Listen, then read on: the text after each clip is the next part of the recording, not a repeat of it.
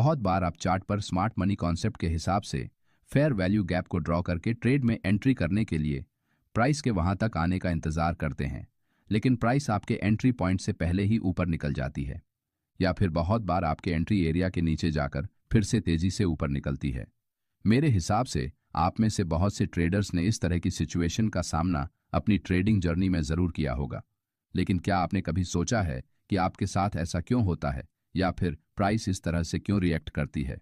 अब इस क्वेश्चन का आंसर जानने के लिए आपको फेयर वैल्यू गैप के साथ साथ स्मार्ट मनी के एक बहुत ही इंपॉर्टेंट माने जाने वाले इम्बैलेंस जैसे कोर कंसेप्ट की जानकारी होना बहुत जरूरी हो जाता है। इसलिए आज के इस वीडियो में हम ये जानने की कोशिश करेंगे कि इम्बैलेंस क्या होता है और हम इसका फायदा उठाकर किस तरह से अपनी ट्रेड एंट्रीज को प्लान कर सकते हैं। तो चलिए सबसे पहले इम्बैलेंस किसे कहते हैं ये जानते हैं।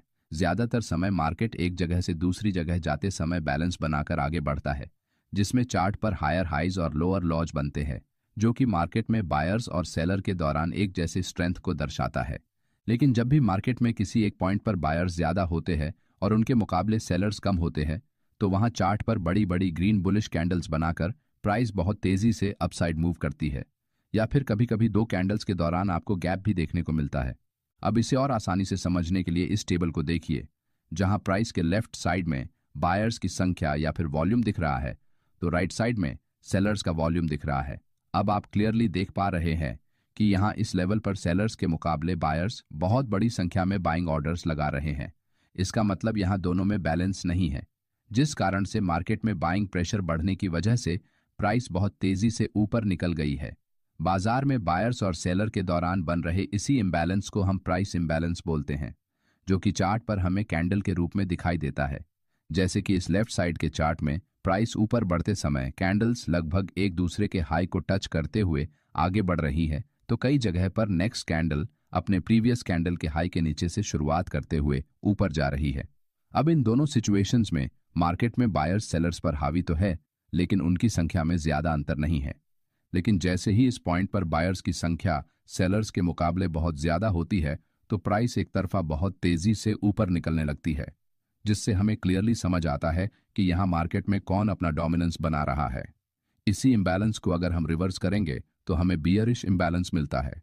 अब लाइव मार्केट में ट्रेडिंग करते समय हम बार बार ऑप्शन चेन में जाकर सेलर और बायर्स की संख्या को मैन्युअली तो चेक नहीं कर सकते।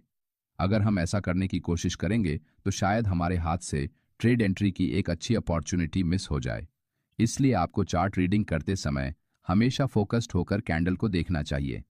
चार्ट को पढ़ते समय आपके मन में कुछ सवाल जरूर आने चाहिए, जैसे कि चार्ट पर कैंडल्स कैसे बन रही है, उनकी साइज क्या है, क्या कैंडल्स एक के ऊपर एक बन रही है, या फिर दो कैंडल्स के दौरान कहीं कोई गैप तो नहीं बन रहा है। अगर आप इस तरह से चार्ट को पढ़ेंगे तो आपको चार्ट रीडिंग में आसानी होगी, क्योंकि कैंडल्स ही हमें बायर्स और सेलर्स के दौरान हो रहे ट्रेडिंग की जानकारी देते हैं। अब मेरे विचार से इतने सिंपल वर्ड्स में समझाने के कारण प्राइस इम्बैलेंस किसे कहते हैं ये आपके समझ में आ गया होगा। लेकिन फिर भी आपके मन में कोई डाउट्स है तो कमेंट में जरूर बताएं, मैं उनका जवाब देने की पूरी कोशिश करूंगा। चलिए अब वीडियो में आगे बढ़ते हुए इस प्राइस इम्बैलेंस का इस्तेमाल करके ट्रेड एंट्रीज कैसे करनी है ये जानते हैं।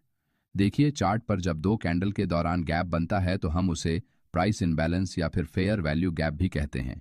जब भी चार्ट पर प्राइस इम्बैलेंस बनता है तो मार्केट उस गैप को भरने के लिए वापस उस जगह आने की संभावना ज्यादा होती है। इसलिए हम ऐसे एरिया में ट्रेड एंट्री करने के लिए प्राइस के आने तक इंतजार करते हैं, ताकि हमें उस दिशा में कोई अच्छा ट्रेड मिल सके। लेकिन क्या चार्ट पर बन रहा हर एक इम्बैलेंस हमारे ट्रेड एंट्री करने के लिए उपयुक्त होता है? इसका आंसर है नहीं। जैसे कि इस चार्ट में प्राइस ऊपर जाते समय बहुत से जगह पर दो कैंडल्स के दौरान इम्बैलेंस बना रही है। अब हमें अगर यहाँ अप ट्रेंड के हिसाब से लॉन्ग ट्रेड में एंट्री करनी है तो हमें किस इम्बैलेंस एरिया में best risk to reward ratio की ट्रेड एंट्री मिल सकती है, इसे सबसे पहले समझना होगा। इसके लिए हमें इस प्राइस मूव को प्रीमियम एरिया और डिस्काउंटेड एरिया में डिवाइड करना पड़ेगा, जिसके लिए हम यहाँ हाई से लेकर लो के दौरान एक लाइन बनाकर उसके 50% के ऊपर के एरिया को प्रीमियम और उसके नीचे की एरिया को डिस्काउंट एरिया कहेंगे। अब इसे और आसानी से बनाने के लिए आप यहाँ फिबोनाची लेवल का भी इस्तेमाल कर सकते हैं, जिसके लिए फिबोनाची को अगर हम यहाँ इस मूव के लोअर लेवल से हायर लेवल तक इस तरह से नीचे से ऊपर लगाएंगे तो हमें यहाँ 0.5 का लेवल मिलता है, जिसके ऊपर प्रीमियम और नीचे डिस्काउंट एरिया होता है। मार्केट में प्रीमियम एरिया में सेलर्स सेलिंग करना पसंद करते हैं, तो डिस्काउंट एरिया में सस्ती कीमतों पर बायर्स बाइंग करना पसंद करते हैं। इसलिए इस सिचुएशन में अगर हम इस सबसे पहले इम्बैलेंस एरिया में बाइंग करेंगे तो यहां आपका ट्रेड सक्सेस होने के चांसेस बहुत ही कम है, क्योंकि यहां आपको स्टॉप लॉस लगाने के लिए कोई भी सपोर्ट एरिया या फिर की लेवल मौजूद नहीं है, जिस वजह से आपको आपका स्टॉप लॉस टारगेट के हिसाब से बहुत बड़ा रखना होगा, जो कि किसी भी अच्छे रिस्क टू रिवॉर्ड रेशियो में नहीं बैठता। साथ ही यहाँ जो बायर्स लोअर लेवल्स पर बाइंग करके बैठे हैं उन्हें अच्छा प्रॉफिट होने की वजह से यहाँ से जैसे ही मार्केट थोड़ा करेक्शन करने लगेगा तो वो अपना प्रॉफिट बुक करने लगेंगे, जिससे मार्केट में बाइंग प्रेशर कम होने की संभावना बहुत ज़्यादा बढ़ जाती है। साथ ही बहुत बार मार्केट इस तरह से एक फेक ब्रेकआउट क्रिएट करके कुछ ना समझ रिटेल बायर्स को अपने जाल में फंसाने के बाद तेजी से नीचे जाकर उनके स्टॉप लॉस हिट कर देता है। इसलिए इस इम्बैलेंस एरिया में आपको ट्रेड एंट्री करने से हमेशा बचना चाहिए। लेकिन यहाँ नीचे मार्केट में जो इम्बैलेंस एरिया बना है, ठीक उसके नीचे हमें एक सपोर्ट एरिया बना हुआ नजर आता है, क्योंकि इसके पहले एक बार प्राइस यहाँ से सपोर्ट लेकर ऊपर जा चुकी है। साथ ही ये इम्बैलेंस एक डिस्काउंट एरिया में बना हुआ है, इसलिए यहाँ बायर्स जिन्हें पहली बार लॉन्ग ट्रेड में एंट्री करने का मौका नहीं मिला वो यहाँ से बाइंग करने की कोशिश जरूर कर सकते हैं।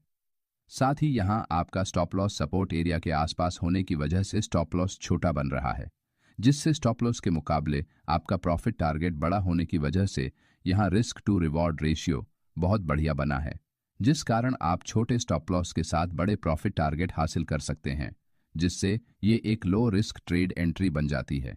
जैसे कि यहाँ पहले इम्बैलेंस एरिया में आपको हाई रिस्क और लो रिवॉर्ड ट्रेड एंट्री मिलती है, तो यहाँ दूसरे इम्बैलेंस एरिया में आपको लो रिस्क और हाई रिवॉर्ड ट्रेड एंट्री मिलती है। इसलिए प्राइस का इस एरिया में आने का थोड़ा इंतजार करना बहुत ज़रूरी है। लेकिन यहाँ बहुत से ट्रेडर कहेंगे कि हम अगर इस तरह से परफेक्ट जगह पर ट्रेड एंट्री करने के लिए वेट करते रहेंगे तो हमारे हाथ से बहुत सी ट्रेड एंट्रीज मिस हो जाएंगी। मगर आपको एक बात समझनी होगी कि ट्रेडिंग एक बिजनेस है और आपको इसे बिजनेस की तरह ही देखना होगा। हर समय ट्रेड में एंट्री और एग्जिट करने के लिए ये आपके मनोरंजन का साधन नहीं है। इसीलिए फोकस्ड होकर रूल्स को फॉलो करते हुए ट्रेडिंग करेंगे तो ये आपके लिए ही फायदेमंद साबित होगा। चलिए अब इम्बैलेंस एरिया में ट्रेड एंट्री करने के कुछ सीक्रेट ट्रिक्स या फिर हैक्स के बारे में जानते हैं। ट्रिक नंबर 1, जब भी प्राइस इम्बैलेंस एरिया में आने के बाद चार्ट पर इस तरह से बुलिश कैंडलस्टिक पैटर्न बनता है तब आप यहां लॉन्ग ट्रेड में एंट्री बना सकते हैं। ट्रिक नंबर 2, जब भी इम्बैलेंस एरिया में प्राइस एक ही बार टच करके सीधे रिवर्स होती है तो यहां प्रॉफिट्स के चांसेस सबसे ज्यादा होते हैं। जैसे कि यहां एक ही कैंडल ने इस एरिया में लॉन्ग लोअर विक बनाकर क्लोज करने के बाद उससे अगली वाली कैंडल उसके ऊपर निकली है, तो ये एक हाई प्रोबेबिलिटी सेटअप होता है। लेकिन अगर पहली कैंडल इम्बैलेंस एरिया के बाहर क्लोज करती है और नेक्स्ट कैंडल भी इस एरिया के बाहर जाकर फिर से अंदर आती है तो एक लो प्रोबेबिलिटी सेटअप होता है। यहाँ आपके ट्रैप होने की संभावना ज्यादा होती है। इसलिए इस तरह के सिचुएशन में प्राइस जब तक इम्बैलेंस एरिया के बाहर निकलती नहीं तब तक आपको ट्रेड एंट्री नहीं करनी चाहिए।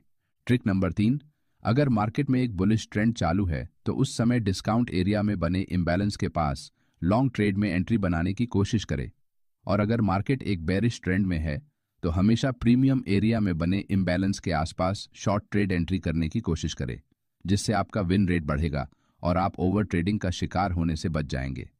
अगर आपको हमारा ये वीडियो अच्छा लगा तो वीडियो को लाइक और चैनल को सब्सक्राइब जरूर कीजिए। अगले वीडियो में हम किसी और टॉपिक के बारे में डिटेल से जानेंगे। धन्यवाद।